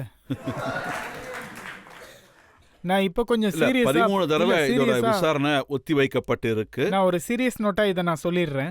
இந்த மொத்த விஷயத்திலையும் பர்மிஷன் கொடுக்க வேண்டியதுல அதுல எங்க ரோல் எதுவுமே கிடையாது. ப்ராசிக்யூஷன் டிபார்ட்மெண்ட் எங்களோடது. அது கம்ப்ளீட்லி இண்டிபெண்டா இருக்கும். அவங்க இண்டிபெண்டா தான் முடிவெடுப்பாங்க. இந்த விஷயத்துல அவங்க வக்கீலோட ஆலோசனைகளை எடுத்துக்கிட்டாலும் எனக்கு என்ன சொல்லப்பட்டுச்சுன்னா, அவங்க தேர்தல் இந்த பிரச்சனையை எடுக்க தொடங்குனதும் நான் விசாரிக்க ஆரம்பிச்சேன். அதுக்கு அவங்க சொன்ன பதில் சீக்கிரமா முடிவெடுத்து கோர்ட்ல சமர்ப்பிப்போம்னு சொன்னாங்க. ஆனா இந்த விஷயத்துல நான் எதுவுமே தலையிடல. என்னோட ரோலே இதுல இல்ல. ஷஹீன் பாக்லயும் உங்க ரோல் எதுவும் இல்லையா? கண்டிப்பா இல்ல. மனிஷ் சிசோதியா சொல்லியிருக்காரு நாங்க ஷஹீன் பாக்கு ஆதரவா இருக்கோம்னு. நான் இதை கிளியர் பண்ணிடுறேன்.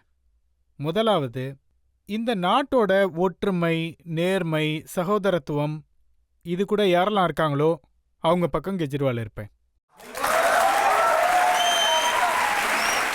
அதோட இந்த நாட்டை துண்டு துண்டா உடைக்கணும்னு நினைக்கிறது, இந்த நாட்டுக்குள்ள வன்முறையை கொண்டு வர்றது, அப்புறம் இந்த நாட்டை பிரிக்கணும்னு யாரெல்லாம் பேசுறாங்களோ அவங்களோட மிகப்பெரிய எதிரி இந்த கெஜ்ரிவால் தான். ரெண்டாவது விஷயம், ஷாகின் பாக்ல இருந்து நிறைய பேர் என்கிட்ட வந்திருக்காங்க. எங்க கடையெல்லாம் ரொம்ப நாள் மூடப்பட்டிருக்குன்னு சொல்லியிருக்காங்க.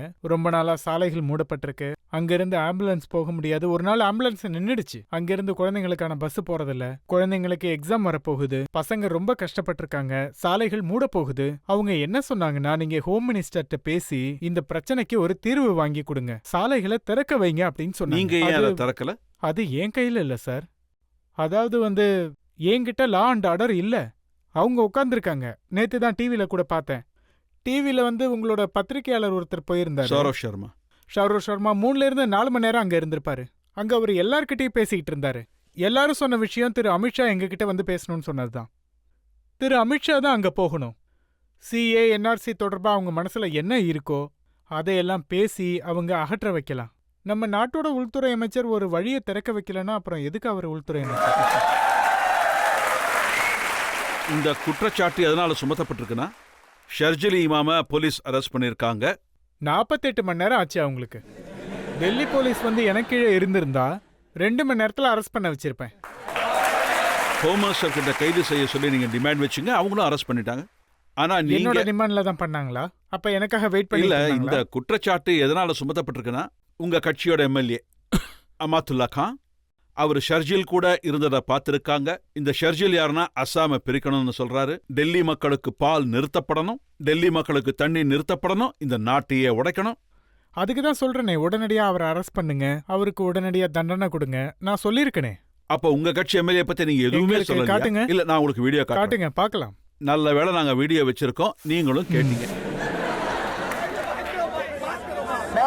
मैं आप लोगों से पूछना चाहता हूँ, सुनो। இவங்க 2 பேரும் அவங்களுக்குள்ள சண்டை போட்டுக்கிறாங்க. இல்ல, சண்டை ஒண்ணும் போடல. அவர் மைக்க பிடிங்கி பேசுறாரு. இப்பதான் அமானத் மைக்க வாங்கி பேசுறாரு. இது ஷாகின் பாக்ல நடந்தது. அங்க அவ்வளோ மக்கள் சேர்ந்திருக்காங்க. ஸ்டேஜ் மேல இவரும் இருக்காரு, அவரும் இருக்காரு, மைக்க பிடுங்கி இருக்காரு. ஷர்ஜில் ஏதோ பேச முயற்சி பண்ணிருக்காரு, மைக்க பிடுங்கிட்டாரு அமானத்துல்லா, அவரை பேசவே விடல. உங்களுக்கு ஞாபகம் இருக்கும்னு நினைக்கிறேன், அமாத்துல்லா கானே ஒரு நீண்ட ஸ்பீச் கொடுத்திருந்தாரு. அதுல அவரு பல ஆத்திரமூட்டக்கூடிய விஷயங்களை பேசியிருந்தாரு. அவரு ஒருவேளை ஏதாவது தப்பா பேசியிருந்தா போலீஸ் எஃப்ஐஆர் போட்டிருக்கணும். போலீஸ் ஷாஹின் பாக் விஷயத்துல எஃப்ஐஆர் போட்டதுல அமானத் பேரு இல்ல. அமானத் ஏதாவது தப்பு செஞ்சிருந்தா அவரை அரெஸ்ட் பண்ணுங்க, அவர் மேல எஃப்ஐஆர் போடுங்க, ஜெயிலுக்கு அனுப்புங்க. யார் வேண்டான்னு சொன்னா? நீங்க பிஜேபி எம்பி சொல்றத பார்த்திருக்கீங்களா? அரவிந்த் கெஜ்ரிவால் ஒரு பயங்கரவாதின்னு சொல்லியிருக்காங்க. என்ன பார்த்தா பயங்கரவாதி மாதிரியா இருக்கு? அதாவது முந்தானேத்து அவங்க சொல்லியிருக்காங்க. முந்தானேத்து அவங்க என்ன சொல்லியிருக்காங்கன்னா, சில அமைச்சர்கள், சில தலைவர்கள் சொல்லியிருக்காங்க. அதாவது பிரவேஷ் கெஜ்ரிவால், வர்மா அப்புறம் மனோஜ் திவாரி 2 பேருமே அவங்க கெஜ்ரிவால் ஒரு பயங்கரவாதின்னு சொல்லியிருக்காங்க. எனக்கு ரொம்ப வேதனையா இருந்தது. டெல்லியில் இருக்கிற ஒவ்வொரு குழந்தைக்கும் ஒரு நல்ல கல்வியை நான் ஏற்பாடு பண்ணியிருக்கேன். யாராவது பயங்கரவாதி குழந்தைங்களுக்கு கல்வி ஏற்பாடு செய்வாங்களா? டெல்லியில் இருக்கிற யாராவது ஒருத்தவங்களுக்கு உடம்பு சரியில்லாமல் போனா அவங்களுக்கு சிகிச்சைக்கு நான் ஏற்பாடு பண்ணியிருக்கேன். பயங்கரவாதிகள் மக்கள் சிகிச்சைக்கு ஏற்பாடு பண்ணுவாங்களா?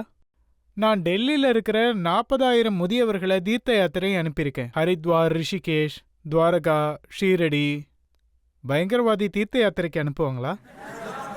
நாட்டுடைய டெல்லியில் இருக்கிற சிப்பாய்கள் பார்டர்ல வீர மரணம் அடைஞ்சா அவங்க குடும்பங்களுக்கு 1 கோடி ரூபாய் ஓய்வூதியம் வழங்குறேன். அவங்க குடும்பங்களை நான் என் குடும்பமா பார்க்குறேன். நான் அவங்களுக்கு நன்மைகள் செய்கிறேன். எந்த ஒரு பயங்கரவாதியும் தியாகிகளுக்கு இப்படிலாம் செய்ய மாட்டான். ஒரு நாள் சாயங்காலம் நான் வீட்டுக்கு போனப்போ நான் வந்து என் அப்பா அம்மா கூட தான் இருக்கேன். நான் தினமும் சாயந்தரம் வீட்டுக்கு போகும்போது கொஞ்ச நேரம் அவங்க கூட உட்காந்து ஏதாவது கலந்து பேசிக்கிட்டு இருப்பேன். அன்னைக்கு அவங்க ரொம்ப சோகமா இருந்தாங்க. காலையிலிருந்து டிவியில கெஜ்ரிவால் பயங்கரவாதி பயங்கரவாதின்னு சொல்றதை கேட்டு கஷ்டப்பட்டுக்கிட்டு இருந்தாங்க. கெஜ்ரிவால் ஒரு நாட்டுப்பற்று உள்ளவன். கெஜ்ரிவால் ஒரு பயங்கரவாதியே இருக்க முடியாது. நாட்டுப்பற்று உள்ளவர் சர்ஜிக்கல் ஸ்ட்ரைக்குக்கு ஆதாரம் இருங்க கேட்பாரா? நான் முடிச்சுக்கிறேன். நான் வந்து டெல்லி மக்களுக்காக கடந்த 5 வருஷமா டெல்லி மக்களோட ஒரு புள்ளையா நான் இருந்து வேலை பார்த்துருக்கேன். அவங்க ஈபி, தண்ணி, கல்வி, ஆரோக்கியம் அது எல்லாத்தையும் நான் பார்த்துக்கிறேன். அதாவது இதுவரைக்கும் நான் வாழ்ந்த வாழ்க்கையில என்னுடைய உடல், மனம், செல்வம் எல்லாத்தையும் இந்த நாட்டுக்காக தியாகம் பண்ணியிருக்கேன். இன்கம் டாக்ஸ்ல கமிஷனர் வேலை பார்த்துக்கிட்டு இருந்தேன். கோடிக்கணக்கில் நான் சம்பாதிச்சிருக்கலாம். நான் கமிஷனர் வேலையை விட்டுட்டு அண்ணா இயக்கத்துல வந்து சேர்ந்தேன். 2013 உங்களுக்கு ஞாபகம் இருக்கும், 2 தடவை போராட்டத்தில் கலந்துக்கிட்டேன். 15 நாள் பசியோட இருந்தேன். நான் ஒரு டயபெட்டிஸ் நோயாளி. ஒரு நாளைக்கு எனக்கு 4 தடவை இன்சுலின் இன்ஜெக்ஷன் போட்டாகணும். நீங்க எந்த டாக்டர் வேணாலும் கேட்டு பாருங்க, டயபெட்டிஸ் நோயாளிங்க, இன்சுலின் எடுக்கிறவங்க 4 மணி நேரம் பட்னியா இருந்தா அவங்க இறந்துடுவாங்க. நான் 15 நாள் பட்னியா தான் இருந்தேன். அந்த கடவுளோட தயவால நான் உயிரோட தான் இருக்கேன். இந்த நாட்டுக்காக நான் என் உயிரை பணயம் வச்சிருக்கேன். இவங்க என்னடனா என்ன பயங்கரவாதின்றாங்க. நான் இந்த டெல்லி மக்கள் கிட்ட கேட்க விரும்புறேன், என்ன அவங்க வீட்டு பிள்ளையா நினைக்கிறாங்களா இல்ல பயங்கரவாதியா நினைக்கிறாங்களா? இந்தியாவோட உள்துறை அமைச்சர் அமித்ஷா அவர் என்ன சொல்லியிருக்காருன்னா, அரவிந்த் கெஜ்ரிவால் கட்சிக்கு ஓட்டு போடாதீங்க, அவங்க ஆட்சிக்கு வந்தா டெல்லி பாதுகாப்பா இருக்காது, கலவரம் நடக்கும்னு சொல்லியிருக்காரு. என்ன நடக்குதுன்னா, அவங்க கிட்ட தேர்தலில் பிரச்சனைன்னு சொல்றதுக்கு எதுவுமே இல்லை, சொல்ல எதுவுமே இல்லை. அவங்க கிட்ட டெல்லி மக்கள் எம்சிடி கொடுத்தாங்க. எம்சிடி வேலையை நீங்க பாத்துக்கங்கன்னு. டெல்லியில அந்த எம்சிடி எந்த அளவுல இருக்குன்னு நீங்களே பாருங்க. குப்பையை விடுங்க, ஒரு சுத்தம் செய்யற வேலையாவது எம்சிடி செஞ்சிருக்கா? அங்க பிரைமரி ஸ்கூல் இருக்கு, அது எந்த நிலைமையில இருக்குன்னு போய் பாருங்க. சுத்தத்தோட நிலைமை எவ்வளவு மோசமா இருக்கு. நான் திரு அமித்ஷாவுக்கு என்ன சொல்ல விரும்புறேன்னா, அவர் தினமும் வந்து டெல்லி மக்கள் சேர்ந்து 2 கோடி மக்கள் சேர்ந்து 5 வருஷத்துல மாத்தி அமைச்சிருக்காங்க. தனியா கெஜ்ரிவால் மட்டும் பண்ணிடல, ஈபி, தண்ணி, ஸ்கூலு, ஹாஸ்பிட்டல் எல்லாமே எல்லாரும் சேர்ந்து தான் பண்ணிருக்கோம். நீங்க தினமும் டெல்லி மக்களை அவமானப்படுத்துறதுக்கு பதிலா நீங்க செஞ்சிருக்கிற நல்ல திட்டங்களை சொல்லுங்க. டெல்லி போலீஸ் பொறுப்பு எங்க கிட்ட இருந்தது, அவங்கள வச்சு நாங்க இதெல்லாம் பண்ணிருக்கோம், நாங்க எம்சிடில இதெல்லாம் பண்ணிருக்கோம், நாங்க டிடிஏல இதெல்லாம் பண்ணிருக்கோம், இந்த மாதிரி சொல்றதுக்கு அவங்க கிட்ட எதுவுமே இல்ல. அவங்க தேர்தல் நேரத்துல ஹிந்து முஸ்லிம் பேரை சொல்லிக்கிட்டு போட்டியிட விரும்புவாங்க. ஆனா டெல்லி மக்கள் ரொம்ப புத்திசாலி. அவங்க பார்த்திருக்காங்க, முதல் தடவை அரசாங்கம் அவங்க பிரச்சனைகளுக்காகவும் அவங்க குடும்ப நலனுக்காகவும் போராடுறத பார்த்திருக்காங்க. அவங்க ஈபியை பாத்துக்கிறோம், அவங்க தண்ணியை பாத்துக்கிறோம். 24 மணி நேரமும் ஈபியை மாத்திருக்கேன். நாடு முழுவதும் 24 மணி நேரம் ஈபி எங்கேயுமே கிடையாது. அதனால அவங்களுக்கு எந்த பிரச்சனையும் இல்ல. ஷைன்பாவை பத்தி பேசுறாங்க, இந்து முஸ்லீமை பேசுறாங்க, பாகிஸ்தான் நடுவுல கொண்டு வராங்க. அவங்க பிரச்சனைகள்ல இருந்து விலகி போகிறதுக்கு தான் முயற்சி பண்றாங்க. ஆனா டெல்லி மக்கள் ரொம்ப புத்திசாலிங்க, அவங்க பாத்துக்கிட்டு தான் இருக்காங்க. இன்னைக்கு ஒரு வீடியோ நான் பாத்துக்கிட்டு இருந்தேன், ஒரு டிவி சேனல்ல அந்த வீடியோ வந்துச்சு. ஒருத்தர்கிட்ட கேள்வி கேட்டாங்க. அவர் என்ன சொன்னாருன்னா, நான் பிறந்ததுலேருந்து பிஜேபி தான், எங்க அப்பா ஜெயிலுக்கு போயிருந்தாரு எமர்ஜென்சி டைம்ல, ஜன்சங்க சேர்ந்தவர். அவர் என்ன சொன்னாருன்னா, என் பையன் அரசு பள்ளியில படிக்கிறான், கெஜ்ரிவால் என் பையனோட எதிர்காலத்தையே மாத்திட்டேன்னு சொன்னாரு. நான் கெஜ்ரிவாலுக்கு தான் ஓட்டு போடுவேன்னு சொன்னாரு. அதுக்கப்புறம் பத்திரிகையாளர் அவர்கிட்ட கேட்கிறாரு, ஷாயின்பாக் பத்தி என்ன நினைக்கிறீங்கன்னு. அந்த ஷாயின்பாக் ஒரு 10 நாள் பிரச்சனை தான், வேணும்னே அவங்க பேசிட்டு இருக்காங்கன்னு சொல்றாரு. 10 நாளுக்கு அப்புறம் கெஜ்ரிவால் தான் எங்களுக்கு துணையா நிப்பாரு. ஈபி, கல்வி, ஆரோக்கியம் அவர் தான் எங்களுக்கு துணையா நிப்பாரு. அப்ப 10 நாளைக்கு அப்புறம் ஷாயின்பாக் பிரச்சனை முடிஞ்சிரும்னு சொல்றீங்களா? எனக்கு என்ன தோணுதுன்னா, இதெல்லாம் பிஜேபி தான் செய்ய வைக்கிறாங்க, அவங்க தான் வேணும்னே இந்த டிராமாவை பண்ணிட்டு இருக்காங்க. நீங்க பிஜேபி காரங்கிட்டே போய் எனக்கு ஓட்டு போடுன்னு சொல்றீங்க? அதுக்கு ஒரு காரணம் இருக்கு. உங்க எல்லாருக்கும் நல்லா தெரியும், ஒரு 5 வருஷத்துக்கு முன்னாடி டெல்லி அரசு பள்ளிகள், மருத்துவமனைகளோட நிலைமை எந்த அளவுக்கு இருந்துச்சுன்னு. இந்த 5 வருஷத்துல கடுமையா உழைச்சு மொத்தமா மாத்திருக்கோம், கடினமா உழைச்சிருக்கோம். இப்ப அவங்க போய் இன்னொரு கட்சிக்கு ஓட் போட்டாங்கன்னா திரும்ப எல்லாமே மாறிடும். நான் வந்து எனக்காக ஓட்டு கேட்கல, டில்லியோட முன்னேற்றத்துக்காக, நாட்டோட முன்னேற்றத்துக்காக இந்த தடவை எல்லாரும் சேர்ந்து தொடப்பத்துக்கு ஓட்டு போடுங்க. அதோட 5 வருஷத்துல நான் எல்லா வேலையும் செஞ்சிருக்கேன். எல்லாருக்கும் நான் முதலமைச்சரா இருந்திருக்கேன். பிஜேபி காரங்களுக்கு முதலமைச்சர் தான், காங்கிரஸ் கட்சிக்கு முதலமைச்சர் தான், ஆம் ஆத்மி கட்சிக்கும் முதலமைச்சர் தான். என்கிட்ட பிஜேபி காரங்க வந்தாங்க, அவங்களுக்கு நான் வேலை செஞ்சிருக்கேன். காங்கிரஸ் காரங்க வந்தாங்க, அவங்களுக்கு வேலை செஞ்சிருக்கேன். இந்த 5 வருஷம் பிஜேபி காங்கிரஸ்காரங்களுக்கு நான் தான் வேலை செஞ்சிருக்கேன். உங்க பசங்களோட ஸ்கூல்ல ஃபீஸ் அதிகரிக்கிற நேரத்துல பிஜேபி காரங்க அங்க வந்து பேசல, கெஜ்ரிவால் தான் அங்க வந்து பேசினேன். உங்க ஃபீஸ் எல்லாம் நான் தான் குறைச்சிருக்கேன்.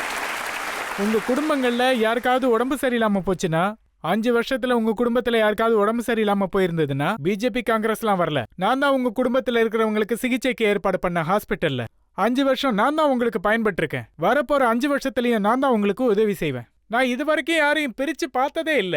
இவங்க பிஜேபி, இவங்க காங்கிரஸ், இவங்க ஆம் ஆத்மின்னு. நான் தான் உதவியா இருந்தேன், இனிமேலும் அப்படிதான் இருப்பேன். உங்களை என்னோட குடும்பத்துல ஒருத்தரா தான் நினைச்சுக்கிட்டு இருக்கேன். இப்போ இன்னொரு பிரேக் எடுத்துக்கலாம். பிரேக்குக்கு அப்புறம் அரவிந்த் கெஜ்ரிவால் மேல் உள்ள அடுத்த குற்றச்சாட்டு என்னன்னு பார்ப்போம். 2016 நீங்க அனுப்பின ட்வீட்ஸ்ல 124 முறை நரேந்திர மோடிஜியை குறிப்பிட்டிருக்கீங்க. 2017 33 முறை தான் அவர் பேரை குறிப்பிட்டிருக்கீங்க. மார்ச் 1 2017 அப்புறம் மார்ச் 2 2018 வரைக்கும் நரேந்திர மோடிஜியோட பேரு உங்க ட்வீட்ல ஒரு தடவை கூட வரவே இல்லை. 16க்கு அப்புறம் அப்படியே ரெடியூஸ் ஆயிட்டே போகும். ஆமா, அதனால அந்த ரகசியம் தான் என்ன? இதுல எந்த ரகசியமும் இல்ல. Welcome back. ஆப்கி அதாலத்ல இன்னைக்கு நம்மளோட விருந்தாளி டெல்லி சிஎம் அரவிந்த் கெஜ்ரிவால். ஆப்கி அதாலத்ல அடுத்த குற்றச்சாட்டு. ஆப்கி அதாலத்ல டெல்லியின் முதலமைச்சர் அரவிந்த் கெஜ்ரிவால் மீது உள்ள குற்றச்சாட்டு. இவர் எதிரிகளை பற்றி, அடிப்படை இல்லாத விஷயங்களை பற்றி மட்டுமே பேசுவார்.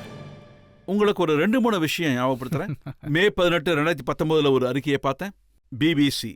அதுல நீங்க சொல்லியிருக்கீங்க, பிஜேபி என்னோட பாதுகாப்பு அதிகாரிகளை வச்சே கொல்ல முடியும், என் பாதுகாப்பு பணியாளர்கள் பிஜேபிக்கு தான் ரிப்போர்ட் பண்றாங்க.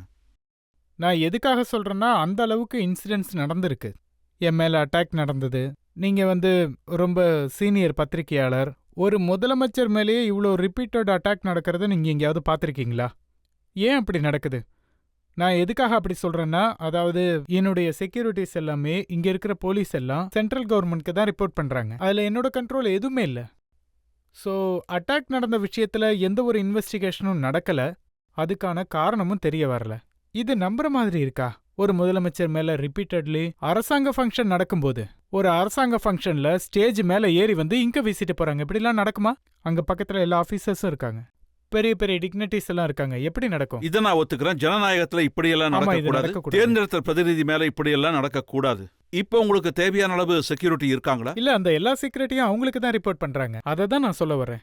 அவங்களுக்கு இத பத்தி அவங்களுக்கு ரிப்போர்ட் பண்ணாலும் எனக்கு ரிப்போர்ட் பண்ணாலும் அவங்களோட பொறுப்பு தானே. டெல்லி செக்யூரிட்டி, டெல்லி முதலமைச்சர், அமைச்சர்களுக்கு செக்யூரிட்டி, அதெல்லாம் அவங்க தான் இன்ஷூர் பண்ணணும். இன்னொரு அறிக்கையை இப்ப நான் ஞாபகப்படுத்துறேன்.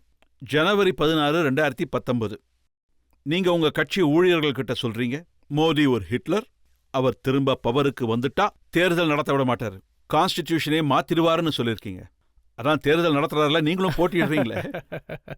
நான் ஏற்கனவே சொன்ன மாதிரி தேர்தல் நேரத்துல அவரு என் மேல குற்றம் சாட்டுவாரு, நானும் அவர் மேல குற்றம் சாட்டுவேன். மார்ச் 18 2016 இது தேர்தல் டைம் கிடையாது. சீஃப் ஜஸ்டிஸ் ஆஃப் இந்தியா இருந்தாங்க, எல்லாரும் இருந்தாங்க. நீங்க ஜட்ஜஸ் பேசும்போது நான் கேட்டேன், அதாவது அவங்க போனெல்லாம் டேப் செய்யப்படுதுன்னு. நிறைய ஜட்ஜஸ் சொல்லியிருக்காங்க, உங்களுக்கும் சொல்லியிருப்பாங்க. நீங்க தான் ஸ்மைல் பண்றீங்களே. எனக்கெல்லாம் யாரும் சொல்லல. நிறைய ஜட்ஜஸ் சொல்லுவாங்க அவங்க போன் டேப் செய்ய. அரசாங்கம் உளவு பாக்குறாங்கன்னு சொல்றீங்களா? அப்ப உங்க அரசாங்கம் அப்படிதான் நடக்குதா? கண்டிப்பா நடக்கும். இதுக்கு முன்னாடி காங்கிரஸ் பண்ணாங்க, இப்ப பிஜேபி பண்ணுது. அப்ப அரசாங்கத்துல நீங்களும் யாரையாவது உளவு பாக்குறீங்களா? என்கிட்ட அப்படி எதுவும் இல்ல. அதாவது என்கிட்ட போலீஸ் இல்ல, லா அண்ட் ஆர்டர் இல்ல, கிரிமினல் சம்பந்தப்பட்ட எதுவும் இல்ல. அப்ப டிசம்பர் 15 2015 ஒன்னா சொல்லிக்கிட்டு அப்படியே பின்னாடியே போறேன். மோடி என் கூட அரசியல்ல போட்டியிட முடியாததுனால சிபிஐ அவர் அனுப்புறாரு, மோடி ஒரு சைக்கோபாத் அப்படின்னு நீங்க சொல்லியிருக்கீங்க. கடந்த 5 வருஷங்களா நான் பலவிதமான சித்திரவதைகளை அனுபவிச்சிருக்கேன். என்னோட ஆஃபீஸில் சிபிஐ ரெய்டு நடத்தப்பட்டுச்சு. என் வீட்டில் டெல்லி போலீஸ் ரெய்டு நடந்துச்சு. என் பெட்ரூமில் டெல்லி போலீஸ் எல்லாத்தையும் அலசி ஆராய்ஞ்சிட்டு போயிருக்கு. யோசிச்சு பாருங்க, சிட்டிங் சீஃப் மினிஸ்டர் வீட்டில் அதே ஸ்டேட் போலீஸ் எந்த ஒரு குற்றச்சாட்டும் இல்லாமல் சிட்டிங் சீஃப் மினிஸ்டர் பெட்ரூமை அலசி ஆராய்ஞ்சிட்டு போயிருக்காங்க. அவங்களோட நோக்கம் என்ன? ஏதாவது ஃபைல்ஸ் கிடைக்குமான்னு பார்த்துருக்காங்க. பெட்ரூமில் தான் அதெல்லாம் வச்சிருப்பாங்கன்னு நினைக்கிறாங்க. நான் அந்த மாதிரி எந்த பேப்பர்ஸும் வச்சுக்கிறது இல்லை. அவங்களுக்கு எதுவும் கிடைக்கல, அவங்க கட்டுப்பாட்டுக்குள்ள நான் போல. ஏன் இப்ப என்ன ஆச்சு? கூட்டு சதியா? நீங்களும் எதுவும் சொல்றதில்ல, அவரும் எதுவும் பேசுறதில்ல? இல்லை, அப்படிலாம் இல்லை. எப்பதான் ஒரு இஷ்யூ எடுத்தாங்களோ அப்பெல்லாம் நான் பேசியிருக்கேன். இஷ்யூ பத்தி பேசாம நான்லாம் தேவையில்லாம பேசுறேன். நான் சில டேட்டாக்களை அனலைஸ் பண்ணியிருக்கேன். 2016 நீங்க உங்க ட்வீட்ஸ்ல 124 முறை நரேந்திர மோடியை குறிப்பிட்டிருக்கீங்க, அதாவது அவரை பத்தி பேசியிருக்கீங்க. 2017 33 தடவை தான் அவர் பேரை சொல்லியிருக்கீங்க. மார்ச் 1, 2017 இருந்து மார்ச் 2, 2018 வரைக்கும் அவரோட பேரு ஒரு தடவை கூட உங்க ட்வீட்ல வரவே இல்லை. 18க்கு அப்புறமா இப்பதான் ஆரம்பிச்சிருக்கேன். அதோட ஃபுல் அனாலிசிஸ் எனக்கு இன்னும் கிடைக்கல. அதோட டேட்டா வரைக்கும் இன்னும் அந்த எனக்கு டேட்டா 16க்கு அப்புறம் ரெடியூஸ் ஆயிட்டே ஆமா. போகுது. அது இதுல என்ன ரகசியம் இருக்கு? இதுல எந்த ரகசியமும் இல்ல. எந்த நீங்க ரகசியமும் இல்ல. ரகசியத்தை சொல்ல விரும்பலையா? இல்ல அப்படி எதுவும் இல்ல. என்னோட லட்சியம் எப்பவும் ஒண்ணுதான், டெல்லி மக்களுக்கு நல்லது செய்யணும். இப்போ நான் உங்களுக்கு ஒரு எக்ஸாம்பிள் கொடுக்குறேன். ஒரு வேலை நின்றுடுச்சுன்னா நாங்க அதுக்கப்புறம் அவங்க கிட்ட பேசணும். சென்ட்ரல் கவர்மெண்ட் எல்ஜி சார் கிட்ட. இதுக்கு முன்னாடி எல்லா ஃபைல்ஸும் எல்ஜி சார் கிட்ட தான் போயிட்டு இருந்தது. சிசிடிவி கேமரா ஃபைல்ஸ் ஒரு 2-2.5 வருஷமா எல்ஜி சார் கிட்ட பெண்டிங்லேயே இருந்தது.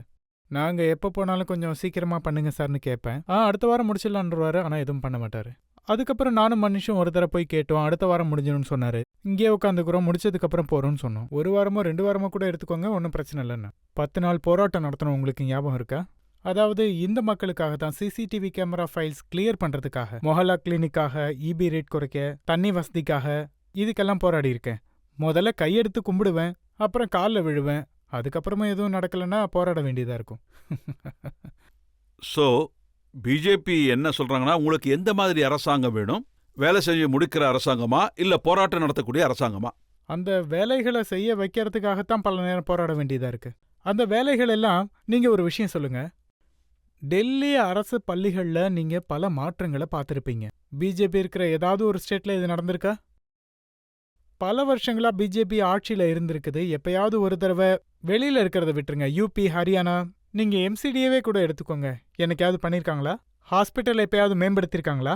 அவங்களோட ஏதாவது ஒரு ஸ்டேட் சொல்லுங்க. உத்தரப்பிரதேசல 24 மணி நேரம் ஐபி கிடைக்குதா? ஹரியானால 24 மணி நேரம் ஐபி இருக்கா? நீங்க இதை நினைச்சு சந்தோஷப்படணும். மற்ற ஸ்டேட்ஸோட சீஃப் மினிஸ்டர்ஸ், சென்ட்ரல் கவர்மெண்டோட எம்பிஸ், அமைச்சர்கள் உங்க வேலையை பார்க்க வராங்க. அதாவது இந்த தடவை டெல்லி அரசாங்கத்துல நிறைய விஷயங்கள் நடக்குது. அதாவது பல கட்சிகள் ஒன்னா சேர்ந்திருக்கு. முதல்ல டெல்லியில 3 கட்சிகள் இருந்தது. பிஜேபி, காங்கிரஸ், ஆம் ஆத்மி கட்சி. இந்த தடவை எல்லாரும் சேர்ந்துட்டாங்க. BJP, Aam Aadmi, RJD, LJP, JDU. நாடு முழுக்க இருந்து எங்க இருந்தெல்லாம் வந்தாங்களோ தெரியல. இவங்க எல்லாரோட நோக்கம் ஒண்ணுதான், கெஜ்ரிவாலை தோக்கடிக்கணும். ஆரம்பத்துல அவங்க எல்லாரும் ஒன்னு சேர்ந்து திரண்டு வந்தாங்க. எங்களால ஒன்றும் பண்ண முடியல. இப்ப எல்லா முதலமைச்சர்களும் வராங்க. முந்தானேத்து விஜய் ரூபானி வந்தாங்க. ஒரு மாநாட்டுல என்ன பயங்கரமா திட்டிக்கிட்டு இருந்தாங்க. மக்களால அதை பார்க்க முடியல. மக்கள் எந்திரிச்சு கேள்வி கேட்டாங்க. குஜராத்ல இபி என்ன ரேட்டுன்னு. யூனிட்டுக்கு 10 ரூபான்னாங்க. ஆனா கெஜ்ரிவால் எங்களுக்கு ஃப்ரீயா கொடுக்கறதா சொன்னாங்க. என்ன சொன்னாங்கன்னா, முதல்ல குஜராத்துக்கு போய் அவங்க இபியை பாருங்க, அதுக்கப்புறம் எங்களுக்கு ஸ்பீச் கொடுங்கன்னாரு. நேத்தி கட்டர் சார் வந்தாரு. கட்டர் சார் வந்து என்னை பத்தி இஷ்டத்துக்கு திட்ட ஆரம்பிச்சாரு. அங்கேயும் மக்கள் கேட்டாங்க, கட்டர் சார் உங்க ஊர்ல எவ்வளோ நேரம் இபி வருதுன்னு. ஒரு நாளைக்கு 10 மணி நேரம். நாங்க அங்க கெஜ்ரிவால் 24 மணி நேரம் ஃப்ரீயா தரதா சொன்னாரு. நீங்க உங்க மாநிலத்துக்கு போங்க, அங்க போய் சரி பண்ணிட்டு அப்புறம் இங்க வந்து பேசுங்க. வர்றவங்க எல்லாருடைய லட்சியம் ஒண்ணுதான். நான் சொல்றேன் நான் ஸ்கூல்ல சரி பண்றேன், அவங்க கெஜ்ரிவாலை நீக்குங்கன்றாங்க. நான் சொல்றேன் நான் ஹாஸ்பிட்டல்ல சரி பண்ணுங்கன்னு, அவங்க சொல்றாங்க கெஜ்ரிவாலை தோக்கடிக்கணும்னு. அவங்க மொத்த லட்சியமும் என்ன தோக்கடிக்கிறது தான். டெல்லியோட முன்னேற்றத்தை நீங்க ஸ்கூல் ஹாஸ்பிட்டல் சரி பண்றேன்னு சொல்றீங்க, நாங்க கெஜ்ரிவாலை சரி பண்றோம்னு அவங்க சொல்றாங்க. கெஜ்ரிவாலை இவங்க தான் சரி பண்ண முடியும். இவங்க கையில தான் அந்த சக்தி இருக்கு. ஆனா நீங்க சொல்றீங்க எல்லா கட்சியும் ஒன்னு சேர்ந்துருச்சு, அதாவது Congress, JDU, BJP.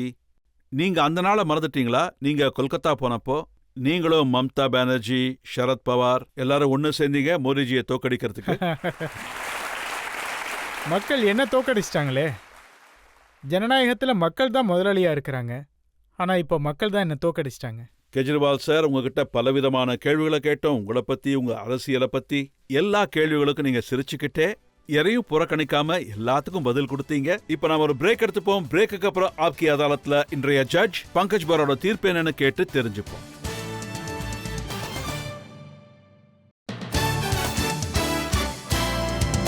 Welcome back. ஆப்கி அதாலத்ல டெல்லி சிஎம் கெஜ்ரிவால் மீது நம்ம வழக்க நடத்தினோம். அவர் தேர்தல் களத்துல இருக்காரு. அவர்கிட்ட நாம அவர் பணிகளை பத்தி கேட்டு தெரிஞ்சுக்கிட்டோம். அவர் மேல எதிரிகள் சுமத்தின குற்றச்சாட்டை பத்தி கேட்டு தெரிஞ்சுக்கிட்டோம். அவங்க அறிக்கைகளை பத்தி நாம கேட்டோம். இன்றைய ஜட்ஜ் திரு பங்கஜ் போரா அவர்களுடைய தீர்ப்பு என்னன்னு கேட்டு நாம தெரிஞ்சுப்போம். கெஜ்ரிவால் சார் மேல பல குற்றச்சாட்டுகள் சாட்டப்பட்டன. அவர் அந்த எல்லா குற்றச்சாட்டுகளுக்கும் ரொம்ப தெளிவாவே பதில் சொன்னாரு. இந்த விஷயங்களெல்லாம் கருத்துல கொண்டு இந்த நீதிமன்றம் கெஜ்ரிவால் சாரை விடுவிக்குது. அதோட இந்த நீதிமன்றம் என்ன சொல்ல விரும்புதுன்னா, டெல்லியில பிப்ரவரி 8ஆம் தேதி தேர்தல் நடக்க இருக்கு. கெஜ்ரிவால் மற்றும் அவரோட கட்சியின் எதிர்காலம் குறித்து முடிவெடுக்கிற உரிமை வந்து டெல்லி மக்களுக்கு மட்டும்தான் இருக்கு. இதை எந்த ஒரு நீதிமன்றமும் தீர்மானிக்க முடியாது. அதனால இந்த நீதிமன்றம் கெஜ்ரிவால் சாருக்கு அறிவுறுத்தல் வழங்குது. அவர் தனது பணிகளை மக்கள் முன்னிலையில வைக்கணும். மக்கள் தான் இதுக்கு சரியான தீர்ப்பு கொடுப்பாங்க. நன்றி.